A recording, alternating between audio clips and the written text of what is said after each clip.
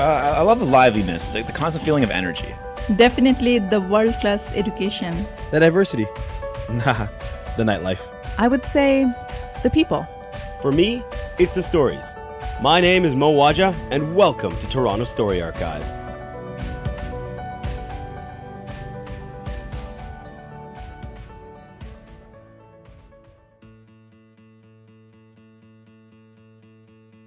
Hello, and welcome to this week's episode of Toronto Story Archive. So, this week is sort of a mini celebration. Why? You are obviously wondering. Because this is episode 15. We have almost as many episodes as a season of Marvel's Agents of S.H.I.E.L.D., which, honestly, is pretty damn sweet. When I started this podcast, I really didn't think we'd have seen even the measure of success we've experienced thus far. And trust me, we have a whole hell of a lot more episodes to go. Honestly, this started as an experiment in podcasting and has transformed into both a passion and a project. And so I'd like to start, or I guess continue this episode, with a thank you. Thank you to everyone listening right now.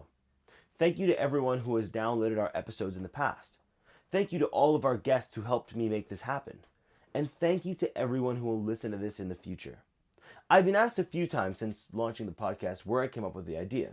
Now, some credit for the inspiration has to go to PodCamp Toronto. Attending that unconference definitely helped put the concept of podcasting front and center in my mind. But a lot more has to go to this conversation I had with some guy on a bus whose name I never got.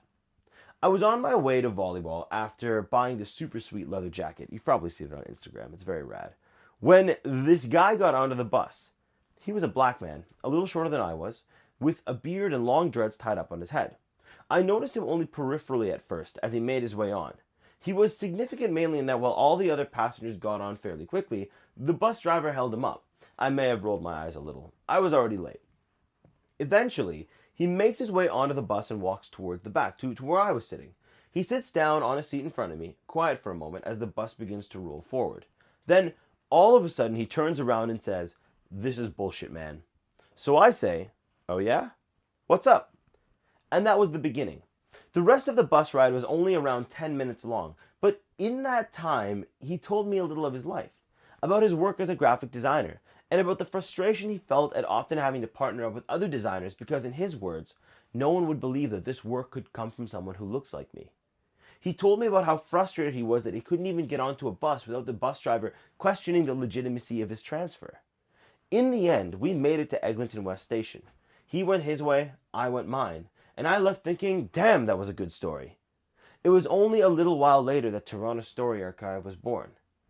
Everyone has a struggle, some way or experience in which the world has put them down. It may be race, culture, gender, but that it happens is an unfortunate reality of the world that we live in. Luckily, there are those among us who work, and work actively to make our world a better, more understanding, kinder place. People like this week's guest. This week, I have the pleasure of chatting with Jermal Alleyne. Jermal is the co-founder of Next Gen Men, the director of Next Gen Men's youth program in the GTA, and runs Next Gen Men's Wolfpack Toronto speaker series. Coming at us from Cambridge, welcome Jermal. Hey Mo, how's it going? I'm great, man. How are you today? I'm doing really well. That's good. Man, I mean, this is the best time to be in Toronto, right? The sun is shining, it's bright outside. Like, this is fantastic. Like, this is my favorite part of the city. I love summer nights in Toronto. They're one of my favorite. Lots of good memories. Absolutely. Speaking of memories, Jermal, can you start by telling us one thing you love about Toronto? Yeah, I would just say I just love the extreme diversity that we have in Toronto. I love walking down the street, hearing different languages, and that's probably one of my favorite because I only speak one language. It's always my curiosity is just like, what are they saying? So I really enjoy it, going down to a certain place and just hearing different dialects, different languages, people just chatting, having fun. That's my favorite part. Absolutely. I mean, so I have the same thing, right? I only speak one language. I only speak English, obviously, because that's what we're speaking right now. Yeah. I only speak one language. Yeah, right? I only speak one language, but I guess the challenge is, I don't look like I'm from anywhere in particular. Like I don't look Caucasian, right? But I also could be from any of a variety of places. And so like you get this thing where I have other people from other places putting the language on me and assuming I can speak it. Like when I traveled in Spain, everyone just spoke to me in Spanish. Even when I went to Mexico recently, I would have most of the people there, the locals, just start speaking to me in Spanish. And I'd be like, man, I don't know what you're saying, you know? Yeah. I definitely get that when I run across someone who's Arabic, because my name's from Arabic descent. So they hear the name Jamal and they assume I can speak Arabic, but I have no idea. I just know my name means beauty in Arabic. That's it. That's fantastic. I mean, if you want your name to mean something, beauty's a pretty solid one to go with, you know? Beauty's a pretty solid one to go with. We can't complain there. Absolutely. So Jermal, I mean, right off the bat, you know, you do a lot of work with the Next Gen Men. You co-founder Next Gen Men. So what is Next Gen Men? What is that? Yeah, so we're a youth-led nonprofit, and we have youth programs that focus on the next generation of young men, and we challenge gender roles and stereotypes, and we challenge them to take care of their health and overall just make a positive impact on the communities. No, that's important, and that's super important right now, especially. I mean, can you give me, I guess, some examples of the subjects that you address? Because I mean, you work with youth. Do you also work with adults? Like, who do you work with, and what are some of the subjects that you guys address through Next Gen Men? Yeah, so with our youth program, we have our 10-week after-school program that we facilitate primarily in the York region, and we have our 3 pillars. We talk about self, help, and others. And our self pillar, we talk about self-acceptance, self-love, esteem. And then with health, which is kind of really where we got our start, is in the mental health capacity. We talk about mental health ways to take care of yourself, emotional health, emotional intelligence, what that looks like, kind of getting young men to start learning how to express their feelings. And we also talk about physical aspects of health. And then others, we talk about inclusiveness, diversity, really learning about empathy, what that means, and relationships. And by relationships, we mostly talk about conflict, problem solving, or solutions between like their peers, and sometimes like with a friend they may not know. Okay. Yeah, no, that makes sense. I mean, so I guess, I mean, I just said that this is super important, especially right now. And I think that's an easy statement that we can say, you know, this is super important, especially right now. And I feel like people have been saying that forever, that especially right now, this is important. But I mean, I guess my question for you is, I guess information is proliferated more easily now with social media. So we hear more about the challenges that other people are facing. But I guess when you're talking about changing gender roles and addressing gender roles, is the need for that more prevalent now than it was before? Or is this kind of a challenge that you believe has always existed on some level that we're just hearing more about now?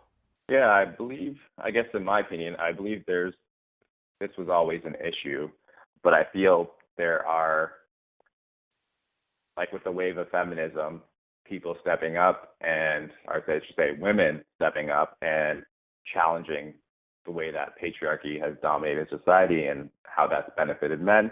I think this is the time to do it because we've gone through that wave, and what's next? We're close in some areas of the world. I would say North America, we have certain sections where we've got that equality closer, but in our world, I think we still have a lot of work to do when it comes to challenging gender roles and really having an equal gender society. And hopefully when we do have an equal gender society, we can just call it equality instead of like an equal gendered. No, it's true. It's true, right? I mean, we have a lot of I guess new and interesting terms that we come up with to describe something. I think it was MT. I want to say MTV, but I accept, you know, viewers, I could be wrong on who I'm calling out for this, right? But they gave, I believe, Emma Watson the Gender Neutral Actor Award or something similar, right? And I mean, I was watching this and I'm like, and the description was that they had taken away both the fact that there was a Best Actor and a Best Actress award and made it the Gender Neutral Acting Award or some similar verbiage. And I was watching this and I turned to my fiance and I was like, isn't that just like the best acting person? award? Doesn't that just mean that of all the people, this is the best person who acts, actor, actress, whatever way you want to frame it, right? This is the best entertainer award, right? I find it so interesting that we need all of we at this stage anyway need all of the verbiage around it, the complex verbiage, in order to get across that point of equality. So I mean, it's kind of a frivolous question, but do you think that eventually we'll be able to dispense with all the medical terminology around these concepts and just call it equality? Yeah, that's a tough question. I think labels are necessary for being able to identify something, because without labeling it, you can't Mm-hmm. really solve the problem at hand. So I do believe that labels are um, they do serve a purpose, but I think that it runs into an issue where you try to box people into a label, and kind of like what we do as humans, we just kind of like associate through our biases, and then we say like, well, I've met you and I know understand your face, and I've seen that skin tone before, and then we throw a label on that person because it helps us quickly make a decision about how we should react, approach, all those kind of things. Not that it's good, but that's kind of how we are conditioned. So I think labels help us kind of navigate through the world. I don't know if there will Mm-hmm. be ever a time that we cannot do that as people. So I really do hope that we become more, everyone becomes more aware, so that way that we categorize things, we can feel more safe. Because I think the more times we can deconstruct these labels and say like, well, they're just people as well, versus like, oh, that's an other, that's very different, I need to be scared. Mm-hmm. The more understanding that people will have, the less that our kind of quick assumptions will take us into a negative place and just be like, oh, that's just like the average guy that I know or the average girl that I know, and you get to move on with your day.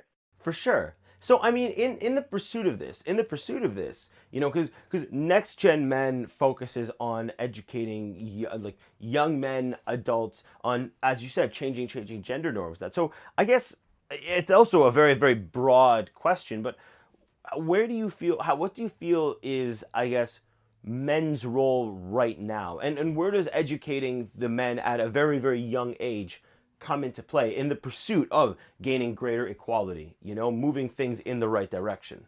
Yeah, I think it's really important to explore concepts of masculinity with these young men, just because they're at a time where they're impressionable, but also they've gone through already, by the time they're like 5, already understanding what it kind of means to be a man without really knowing what that means.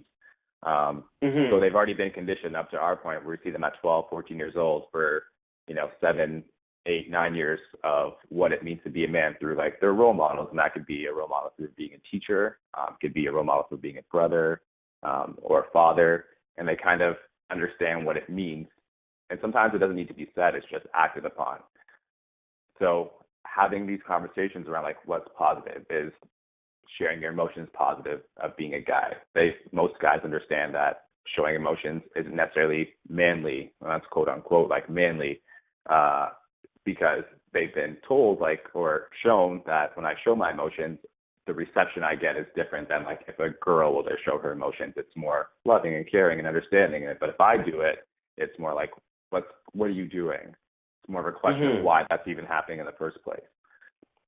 So when we start to like unpack some of these stereotypes of what it means to be a man, they can, for themselves, I hopefully in the next couple of years, redefine their own masculinity and be like, okay, well, if I'm a guy that likes video games and I'm emotional and sometimes I like being social, sometimes I like being by myself, then that's just me. And I understand there's others out there that are different than me, but I'm willing to learn from them versus like, let's push that aside because I'm not supposed to go explore that because I'm supposed to stay in my box of what it means to be a guy. We want them to look outside that box. Absolutely. I mean, a lot of it, I guess, comes down to image and the way that other people or other previous generations have told us that we need to behave in order to be the right way, to look the right way, to behave the right way. And I feel like a lot of it comes down to a concept of showing weakness. Showing your emotions is showing weakness, right? You have to be strong, you have to be the breadwinner, you have to be insert things here. And it's such an interesting concept because, like, you go back X number of years, and once you have children, then the woman stays at home and rears the children, and the man goes to work every day and brings home money. But when we're having the discussion between myself and my fiance about what's going to happen when we eventually have kids, I mean, it's really going to come down to a position of career. I like to work from home. I like having my setup and my consulting and my whatever. I like being able to operate from the house, whereas her career may take her not only outside the house but also eventually abroad, right? So I guess the fundamentals of that image aspect of what it looks like to be a certain way is fundamentally shifting, and I find it interesting that you're doing that from a very young age. Can you give us like some examples of, I guess, the kind of activities in the workshops that you host that help people redefine their like perspective of gender norms or norms in general? Yeah, so for the gender norm specifically, we do this activity where we hired our new facilitator this year, Stefan. It's just called like the gendered box. What is a man kind of supposed to do? What is a woman supposed to do or act like? But Stefan has a theatrical background, and that's what he studied when he was in school. So he brought this new kind of perspective to it, and working with like levels. So either a high, medium, low, and then like width as well. So like thin or wide. So he has them kind of go through and be like, show me how high you can be, show me how low you can be, and show me how medium you can be. What does it look like? And then we used this study where it highlighted 4 qualities that are linked to masculinity and 4 qualities that are linked to femininity, like the words that just popped up associated with it. And we read those words out. So it would be like, show me what a champion looks like.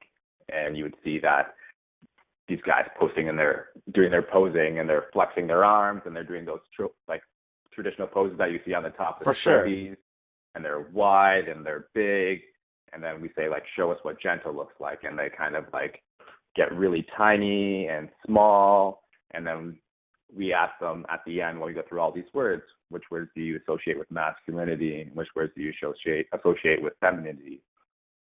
And then you can see that they say like being a champion, being a leader, being a winner are these terms that they associate with being a man. And what does it look like? It means that you're wide, and like you should be at the front, and you're tall, and you take up more space. And that when you are, the words that we talk about when we're being women or feminine, when we're saying like gentle, shy, petite, you can see that like those words get associated with femininity and how you need to be small and take up less space, and the confidence kind of doesn't show as much. So we ask like, what's the impact do you think that has on both genders? And we have a discussion around it. And some guys will say like, well, I feel like I'm always supposed to be at the front. I'm always supposed to be like, I need to be strong. And that's how I always need to be. And like on the opposite side, where girls, they say like, well, maybe they don't ask questions because they don't really feel like they have the confidence, or they just need to be in the background because of those words that are associated. And we ask like, what's the impact you think that has on like growing up? So we just really get them to practice empathy in that, and seeing from the opposite side, but also understanding kind of like how language even permeates our definitions of masculinity, and like the way that we move. It's not just about the words, it's about our physical body moving throughout the world as well. That's being masculine or being feminine. Yeah, that's fascinating, right? Because like even that last part that you touched on, the way that we move throughout the world, right? Everything about the way in which we interact with others, down to like the way we walk, has been curated. It's something that we build towards being seen as a certain person. And the most interesting part is that we begin to identify others. We look at the way that they walk, for instance, and we make judgments on what that person is like, what sort of a woman it's like walking towards us based upon, the strength of her stride and her walk. What sort of a man's walking towards us based upon the way that he, squares his shoulders or something like that, right? And that often that doesn't actually connect with who that person is as a human being, right? Exactly. So I find that so fascinating, just the way that you're tackling this from a very, very young age. So I mean, how did this get started? How did Next Gen Men come into being? Like, you're one of the co-founders, but how did this happen for you and for your organization? Yeah, so it was an article in the Walrus by a journalist by the name of Rachel Giza, and Jason, who's one of also our co-founders, he posted it on his Facebook. Okay. Jake, who's also the co-founder and my best friend, he met Jason a while back, and they've been Facebook buddies for a long time. When Jake saw this article, he was like, "Oh, this is really interesting." And the topic of the article was a program out in Calgary called Wise Guys, and what they did was they targeted boys who were 14 years old, so like grade 9, around sexual education. So he'd read this article and said, this was an amazing idea, shared it with me, and said, like, don't you wish we had something like this when we were growing up? And it would have saved us from a lot of mistakes that we had made and just understanding. And I was like, yeah, for sure. Like, I wish we could create something like that. At the same time, Movember was putting out a grant to change the face of men's health and mental health well-being. And Jake had been a Mobro for a while, popped up in his inbox, said, like, well, we should create something. We have this opportunity. So we put together a little pitch. So he asked me to join. I was working at 360 Kids at the time as a case manager.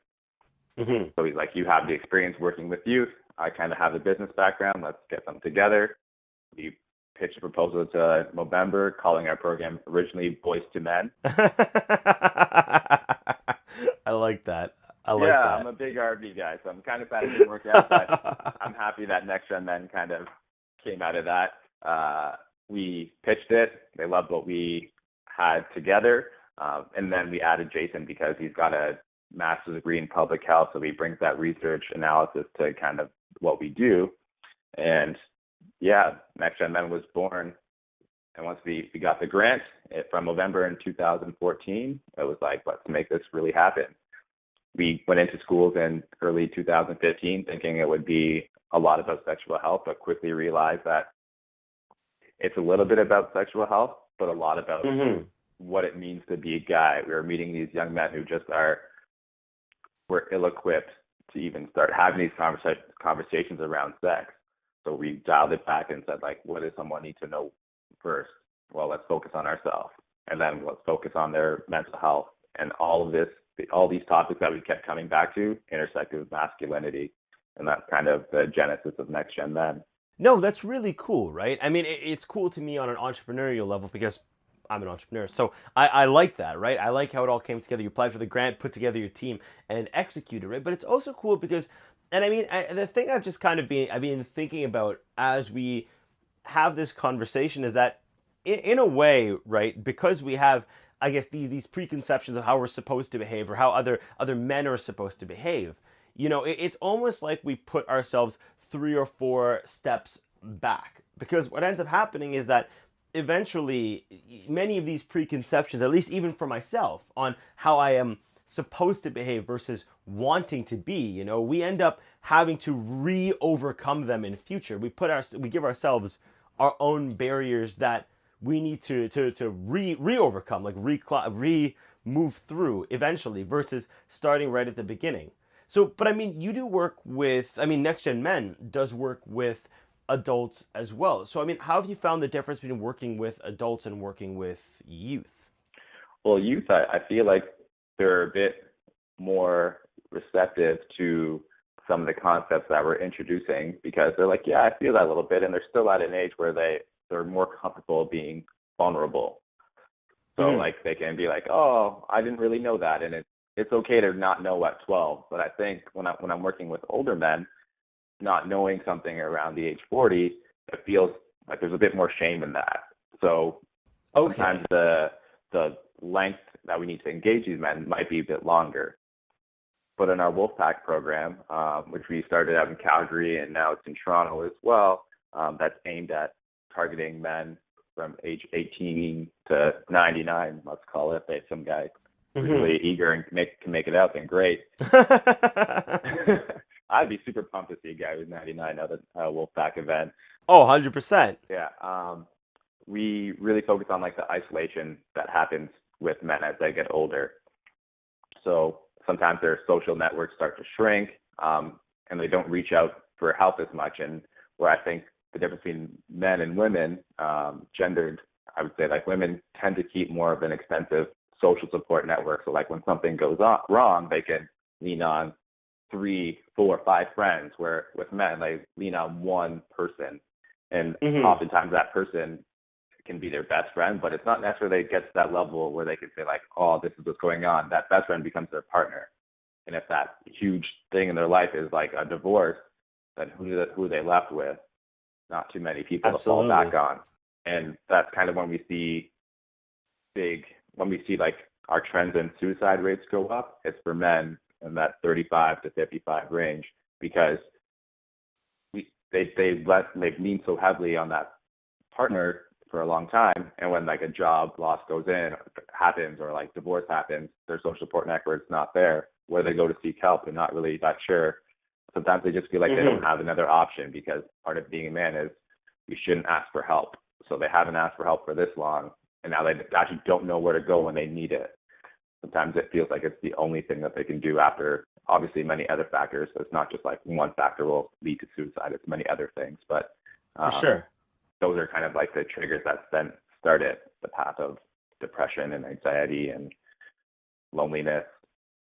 Yeah, so we really encourage these men to come out to our Wolfpack event and just have these conversations that they're not used to having, other than like sports and politics, and an environment that's safe and fun. And we invite women and anyone who identifies as anything out to these events as well, so they get different perspectives on like their upbringing as well. So it's just really a social gathering to kind of include everyone on changing the definition of like the traditional definition of masculinity, and the opportunity to redefine it for themselves.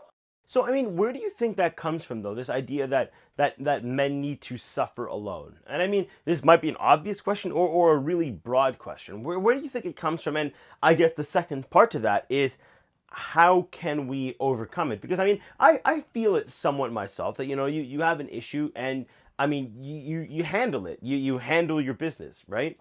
It's not something you really tend to impose on other people. And I've always tried, at least, to handle my problems like that. Like I handle my shit in-house, and I don't really impose it on the social group or other people. But I guess I've never really thought about where that concept comes from, right? So I mean, I guess, where do you think that comes from, historically even, and how I guess can we overcome that idea? Yeah, I don't know necessarily how to answer that from a historic sense, but I feel like the sense of like resiliency and masculinity, they're heavily tied in together, and like being able to do it for yourself. So like if you maybe go back, I don't know if you want to call it caveman times, like the man was supposed to be able to do it on his own, start a fire, hunt, take care of a family. And then it kind of just changed as like the times changed, and when it came to like the 1940s, and it was like the man is supposed to take care of himself when he goes to war, take care of his family from across the seas, get back, be able to come back into it and take care of it all on his own, get the house, do all of those things. And just resiliency and masculinity are tied so closely together. And I just remember growing up, not that my dad was, I would say, the traditional man in terms of like, you need to do that, but like I definitely felt like I needed to be able to fix and do things and solve my own problems. And that sense of resiliency was instilled in me through my father. So I think it's just a generational thing that gets passed down, and then it just gets so closely tied together. How do we overcome it? I think we just talk about the struggles when we try to do it alone, and realize sometimes we can get further when we ask for help. I think help has got a dirty word to it sometimes, or dirty connotation to it. It's not. Everyone needs help. the best things in this world are because not just one person did it, it's because like many people helped build it. Absolutely, absolutely. I mean, it's just it's a fascinating topic, and it's a I guess the fascinating thing to think on, like where it came from for us to have these perspectives that we need to be able to fix things. And it's very true when you look at the I guess even the business world of today, from the hunter-gatherer mentality of, like you said, caveman times. Now, an expression of that is your ability to draw in, for example, a six-figure income. And there's, I guess, a lot of insecurity around income nowadays, because it really is a defining factor in your ability to provide that aspect of, quote unquote masculinity. You know what I mean? I guess my question for you is, why does this matter to you personally? Like you told us sort of like how next gen men came about, but I mean, often when someone's doing something like this, it's because it on some level matters to them personally, and now they've taken that and imbued that passion into their professional life. So like, why does this pursuit of changing gender norms and instilling that understanding in the youth of today, like why does that matter to you? Why are you in this? Yeah, I'd say personally, like just from my own experience, I've been in I would say some sticky situations that if I realized if I had asked for help or just asked for someone else's understanding, I could have definitely avoided some of these things in my life. But also, I lost my 13-year-old brother to suicide in Oh, wow. 2007. So that's for me a big, like just a big kind of like reminder that young men are even facing these feelings of like loneliness and sadness, and just that they can't ask for help. So for me, when I experienced it, it really hurt, and I understood the impact that it has on a family, the impact that it has on a school community when something like that happens, and it's super tragic. So when I'm in Next Gen, and I'm really preaching, and not preaching, but I'm invested in it, and I'm hoping that these young men see that I'm there to help support them in any way possible, especially when it comes to their mental health. Absolutely, absolutely. And I mean, I guess having a place to go is important. Having a place that you can go where you have that sense of community and that sense of connectedness is a critical aspect of how we go about making sure that we have the support systems necessary to continue to move forward in the world. Like, I mean, the struggle is real, as they say, but it's always a little bit less when you have people around you. So I mean, Next Gen Men holds seminars around Toronto and Wolfpack. I mean, how often do you hold seminars? How often does Wolfpack happen? And I mean, I guess a step beyond that, if people need a community or need to be able to find a community, other men out there, and say Next Gen Men isn't holding a session right off the bat, where would they go? Where should they go? Okay, yeah. So I would say, yeah, I just want to share one story quickly before I jump into answering that. Oh, 100%. That place about just like having that connectedness. So just the other day we went on a field trip, and we usually run 3 schools at the same time. We take our students out to a field trip and combine all of them on a bus. In 2 different separate schools, we have 2 individuals from each school that are kind of the black sheep, call them, and just Okay. they love being at Next Gen Men, but they just never felt like they had that person in their group. So on this field trip, they finally meet, and they always come to me with questions about like Marvel superheroes and such. And I'm not a big superhero. Like, I love superheroes. I'm not a big guy like into it. When they ask me like, who would beat the Bane or Liu Kang, and it's like, I don't know, Bane. Like, that's wrong. He's got indestructible skin, so how could he lose? And I was like, I don't know, man. But they finally meet on this field trip, and from that moment they were like inseparable. Like, sat on the bus the entire way down, at the game, like just go and get food, sit back with each other, and just discussing things forever. So it's like bringing that opportunity for these young men just to like meet and feel like they're not alone.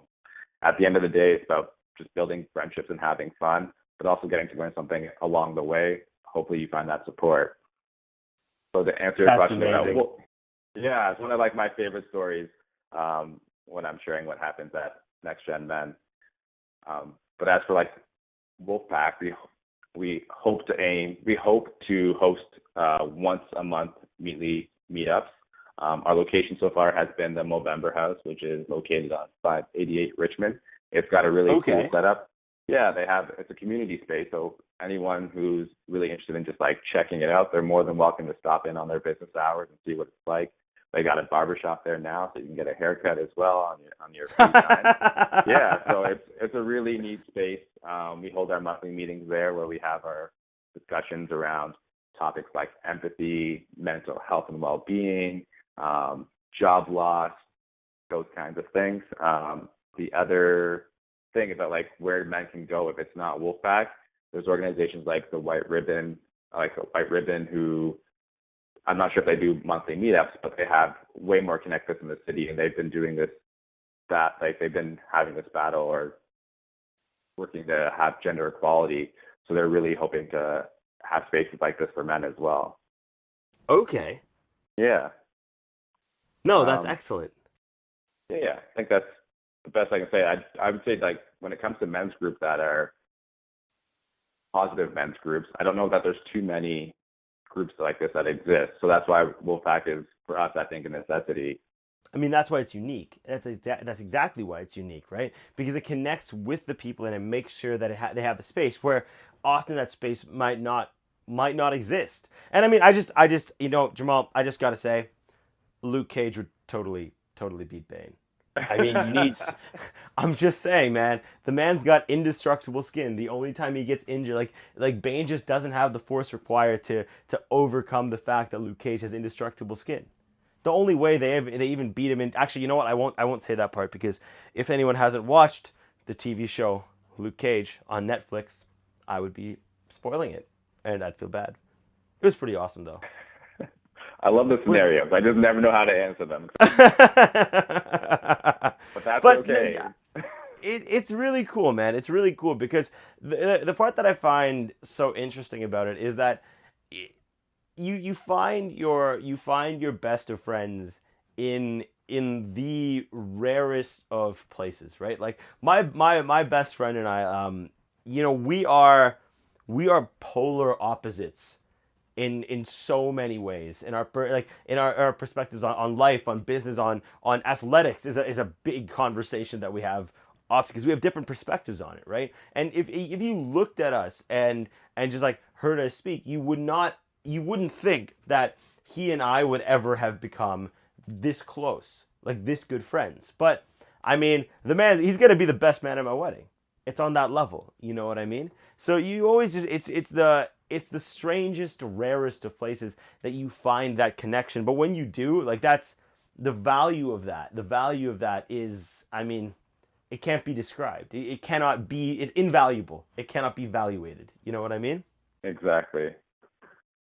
Yeah, like I have the exact same similar experience. We got Jake. He's a 6'8", Eastern European guy, and I'm 5'10", Caribbean descent. Unlikely that we'd ever be friends in our communities, but look at us, best friends, and he will be the best man at my wedding. It's just so interesting to me as well on some level, just because we're bringing these concepts to the forefront. It's so interesting as well that you look at people, and even now, and this is I guess part of why I find what you're doing at Next Gen Men so interesting and so important, right? It's that in part just that very description there, that we look at two people who look different and we think, oh, they wouldn't be likely to be friends. Like Itana is a little shorter than me, big beard, built like a brick house, and he's this a big Ethiopian guy, right? I on the other hand look like I could be of like Spanish or Greek descent on some level. And there's that automatic like, oh, that seems unlikely, you know? But that's the thing, you know, that connection is a very, very different, and it's something that comes out of, I guess, like shared experiences or even opposing experiences that bring people together. Jermal, I mean, this has been fantastic. We've touched on, I guess, a lot of those like hot button topics that people are often, concerned about discussing openly in the landscape that we exist in today. And I think that's part of the challenge that Next Gen Men is overcoming. Being able to bring those topics to the forefront and have that genuine open conversation, and have a conversation in a way that moves the global conversation forward. So, I mean, congratulations on that, man. That's fantastic. Thank you. Yeah, I hope that others find the work that we do inspiring, and I hope that for the participants that we've seen go through our program so far, the things that we've taught them, or if they've taken one thing away and they've used it, then I feel like we've done our job. Absolutely. 100%, man. And so at this stage of the game, I want to ask that it maybe steps away a little bit from the topics we've been discussing so far and brings us back to the city, to the summer. And with that, I want to ask you, if you could recommend one place to go or one thing to do in the city, what would it be? Ooh, okay. So I think for me, there's two things. I would just say walk down Queen Street. So just take a walk down Queen Street and just go as far as you can. So you'll enjoy it. I think there'll just be so many sights and sounds and things that you'll enjoy on Queen Street.